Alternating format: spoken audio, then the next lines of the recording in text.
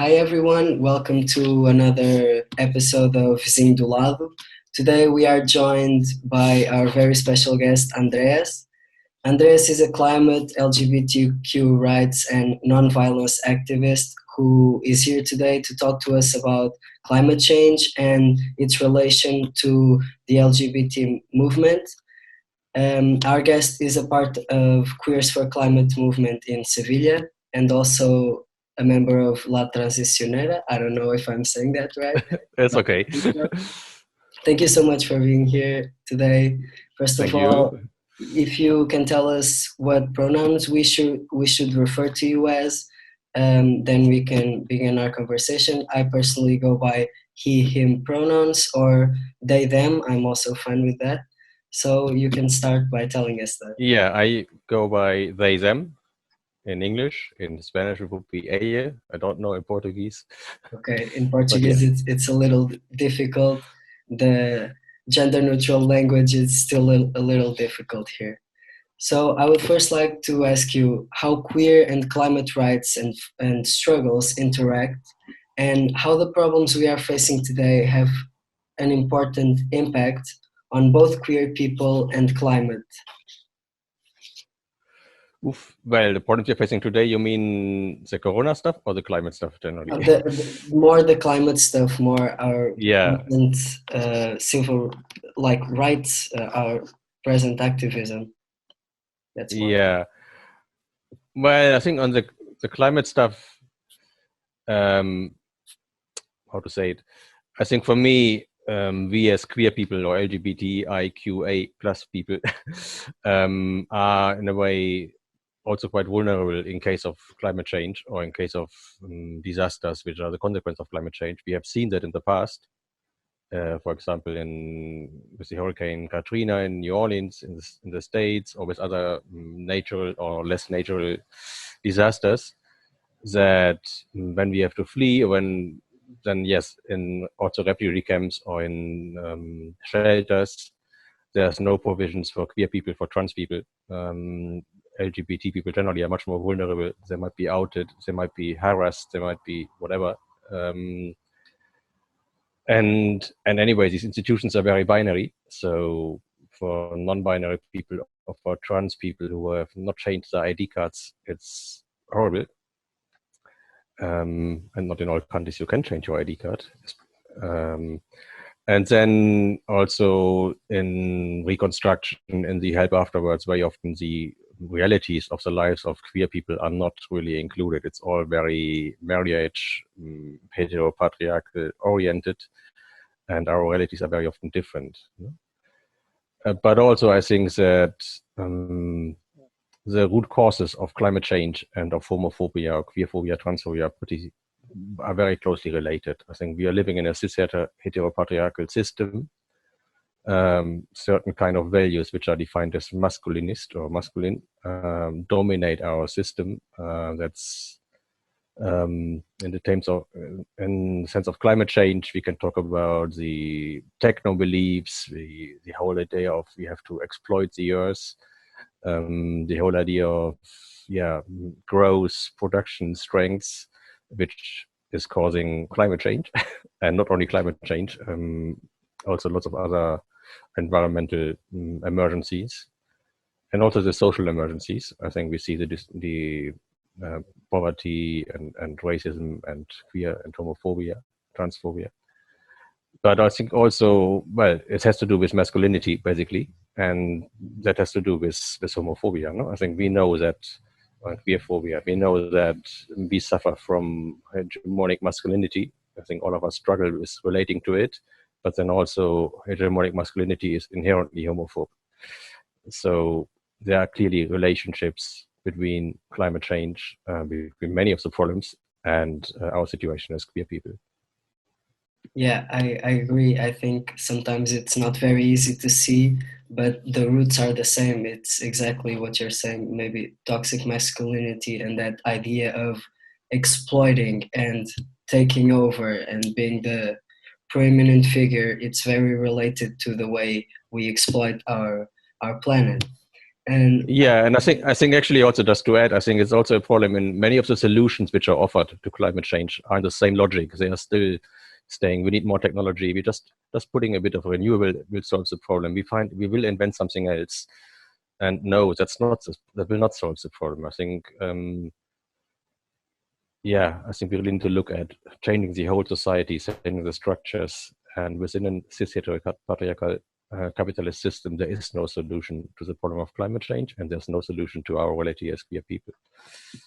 I agree, and I think it can be even more aggravated when we talk about when in this era of the coronavirus, like how can we fight dangerous and hateful speech that can rise from this period of economic and social instability that will come from the coronavirus? How can we fight this hatred, and how can we protect each other as minorities and as activists? Yeah, well, that's a big question.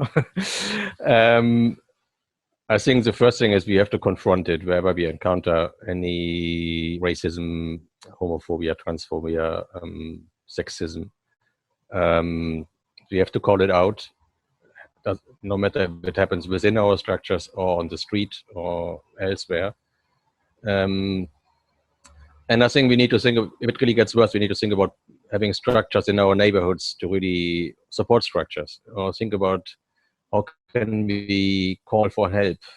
There was the idea long ago already about the topic of racism, of everyone carrying a whistle, and if you have a certain signal, you can just use your whistle to call for help, and people know, oh, someone is being attacked on the street.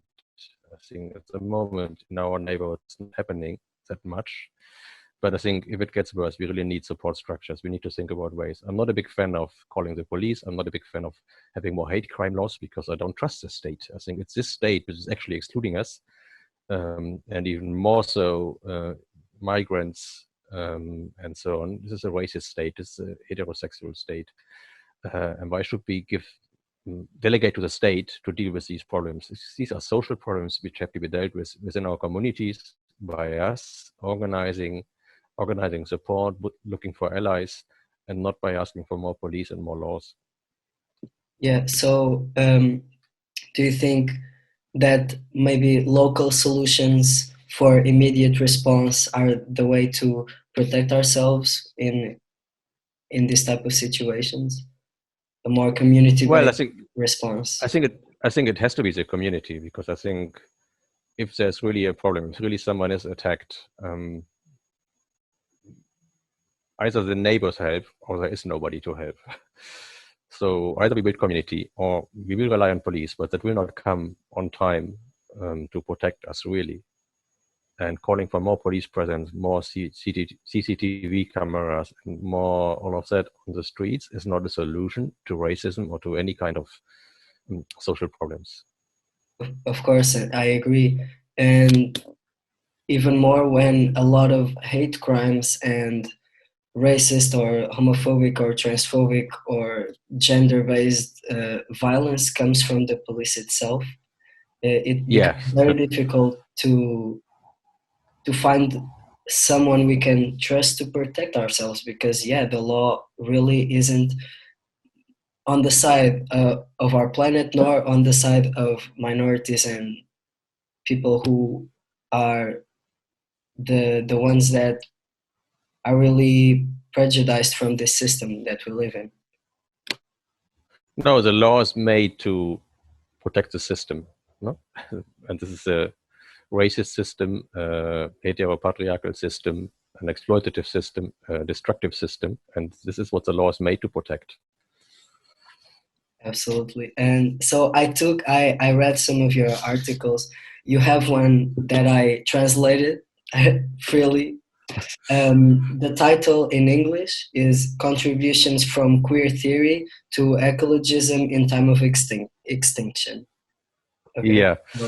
And you say, there's a quote where you say that we should accept our mourning for lost species, habitats, and ecosystems that in our Western culture do not deserve to be mourned, and recognize that mourning to transform our pain and anger into militancy. And my question is, how can we turn fear and pain and grief into motivation to help us keep fighting? And these are feelings that are very present in how we can feel towards climate change and how we can feel as queer people. So Yeah. Well, I don't think there's an answer that fits everyone, because everyone has to find their own way to deal with this. I think one very important thing is we have to talk about it. I think we shouldn't be left alone with our mourning, with our fear, with our anger. I think that's something. Well, this comes back to Judith Butler and the AIDS crisis and all of that. Talking about that at that time, and especially in the United States, thousands were dying, but because they were gay, mourning wasn't acknowledged publicly. And I think, and out of that grew. Well, also there grew the movement of ACT UP, and which was really an angry movement and a very queer movement and a very positive movement in a way. But it was fueled by anger and rage in the situation. And I think you can learn a lot from that in the situation of climate change, of the climate emergency, of the social emergency too. I think right now it's difficult to really talk about that we feel sad or we mourn the loss of nature, maybe the loss of the future, or the future we thought we might have.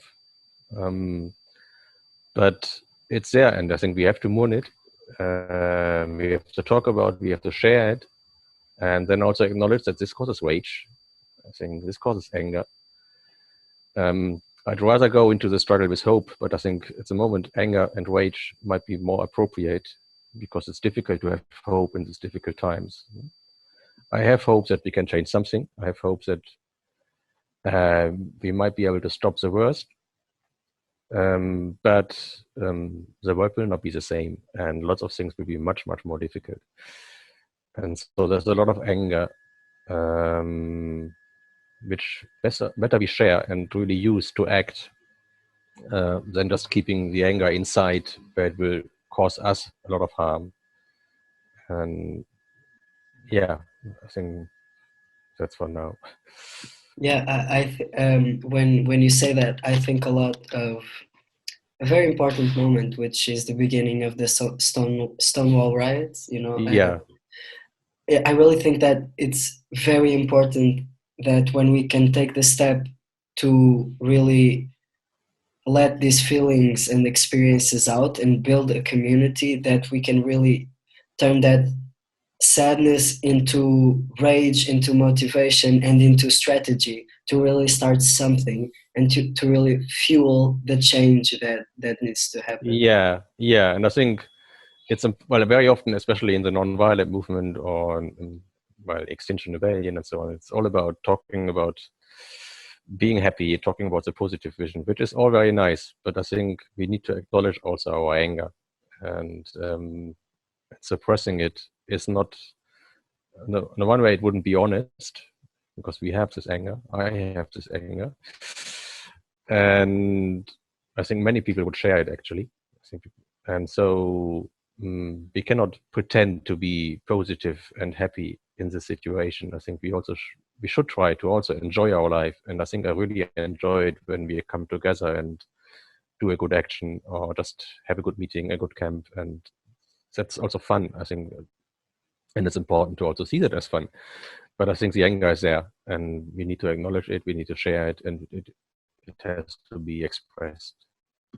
Yeah, and I think that sometimes we as activists, or whatever we want to call it, we experience that when we keep these feelings or these frustrations inside, we sometimes target that towards our fellow activists, and when we should really be talking to each other about it and targeting it towards who we really need to attack or who we really need to take down.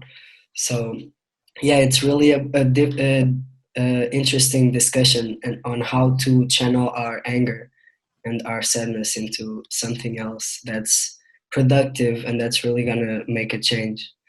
Yeah, I think it's an important debate we need to have in the climate justice movement and in our groups. And that also means we really need to build trust in our groups. We need to build community where we are able to share how we feel. No? Absolutely. And I have one closing question that is, maybe in times like that are becoming really stressful, when we can kind of see very close how in much trouble we are in terms of the climate change, and how can we, with all this stress, with all these preoccupations, keep our collectives organized in a way that, with all this emotional charge, still respects queer people and still has the time and the space to be representative and to have appropriate language and to do all of that? How can we find this balance? I think that's also quite a difficult thing, because on the one hand, I think it's very important that these, I think for me, basic things like don't assume you know someone's gender. So this pronoun round, if you do an introduction round, introduce your pronouns and everyone, because if only queer people mention their pronouns, it's a bit,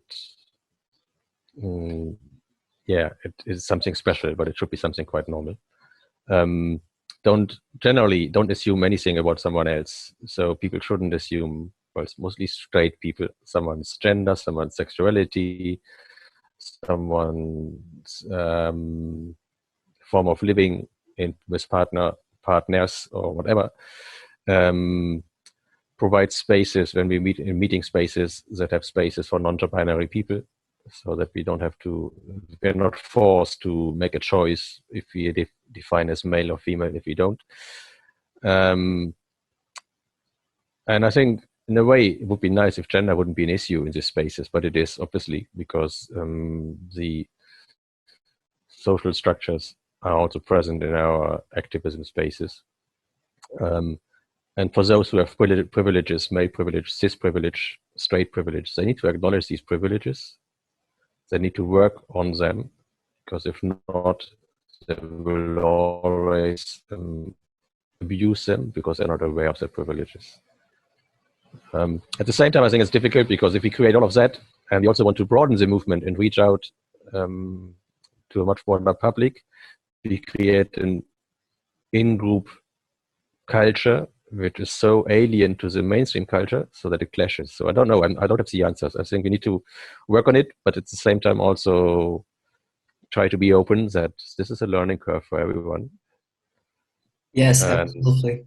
I think it's really a learning curve. I think that our small steps, like you said, beginning to present everybody, even straight cisgender people, that present themselves with saying the pronouns they prefer, to normalize it. And there are also things like counting the time that men were talking in a meeting, and sort of understanding where those things come from, why they think they can have some more time to speak, and women or non-binary people don't, and to start a conversation about these things. Yeah, exactly. It's really important.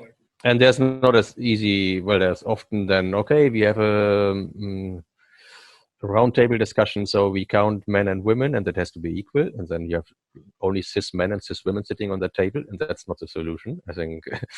So I think it's a bit more complex, and obviously then how to balance gender, if you have more than two, it gets much more complicated. No, I think you can't just do the math.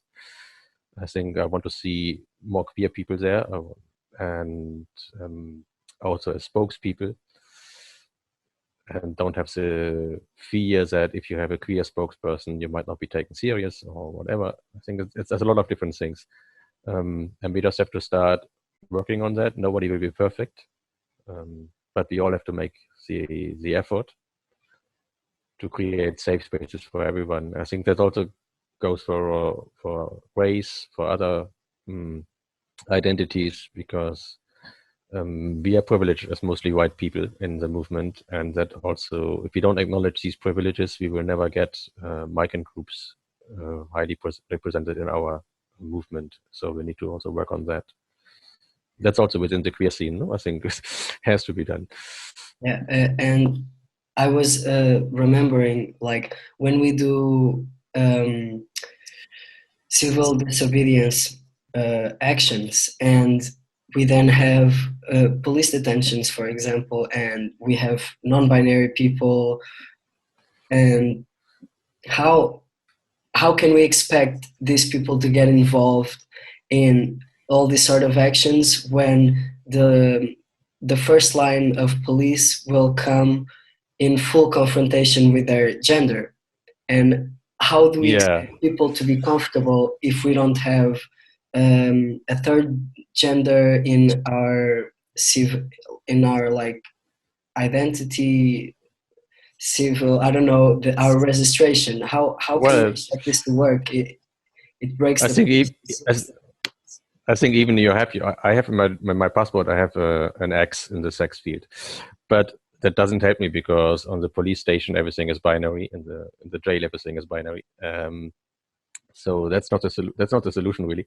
But I think the important thing is that when we talk about repression, what can happen in an action, that we are aware of the special vulnerability of queer people. No, these are trans people, non-binary people, or any gender non-conforming person. I think there is and then there's also many different roles in an action, and so everyone needs to go in the role that they are comfortable with. And maybe we as non-binary or queer people need other legal support or other support in case of arrest because there's a higher risk. But that's also for each person who takes part in an action to think about what support do I need in case I get arrested, in case I have problems with the police. So it's two ways, no? I think, and being open about, yes, I'm queer, I'm transgender, I'm whatever, and I feel more vulnerable and I need more support if something happens. I think another problem with actions is that very often in normal direct action, the image is very masculine. So, and it's about force and resisting physically a lot. And I think how can we create a different image, which is also more appealing to other people, that we don't reproduce, even though it's non-violent, masculine imagery in our actions. And that's also quite a difficult and open debate, which is, I think, also very important. Yeah, I agree. I think if we went to that discussion, we would be here for 3 hours. So, yes. Yeah, that's all the questions I have. Is there anything else you would like to talk about? Any final message you would like to give? Don't know a final message. I think it's important that, I think on the one hand that we as queer people are visibly queer in the climate justice movement, that we are not just hiding there, but that we are open there. And I think the climate justice movement has work to do on being more inclusive, not just for queer people, for lots of other people who are not there. Yeah, I agree. So I'd like to thank you so much for doing this, and it's really great to bring forward our voices and to bring together our voices to make the climate movement more inclusive and more safe. It's all about safety at the end of the day. So thank you so much. And thank you very much for the work you're doing and for the interview.